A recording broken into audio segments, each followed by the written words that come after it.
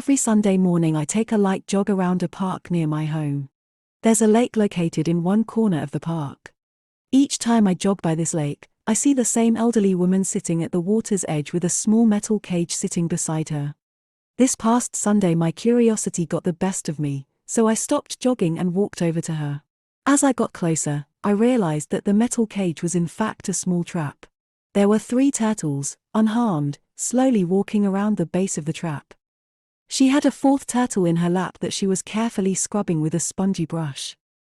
"Hello," I said. "I see you here every Sunday morning. If you don't mind my nosiness, I'd love to know what you're doing with these turtles." She smiled. "I'm cleaning off their shells," she replied. Anything on a turtle's shell, like algae or scum, reduces the turtle's ability to absorb heat and impedes its ability to swim.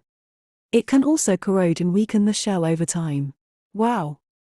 That's really nice of you," I exclaimed. She went on, "I spend a couple of hours each Sunday morning, relaxing by this lake and helping these little guys out.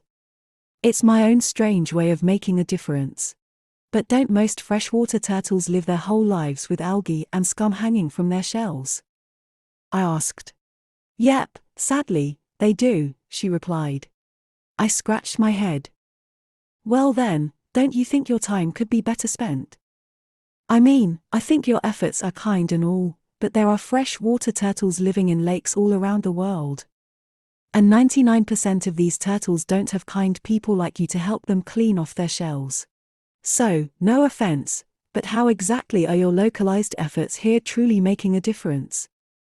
The woman giggled aloud. She then looked down at the turtle in her lap, scrubbed off the last piece of algae from its shell, and said, "Sweetie, if this little guy could talk, he'd tell you I just made all the difference in the world."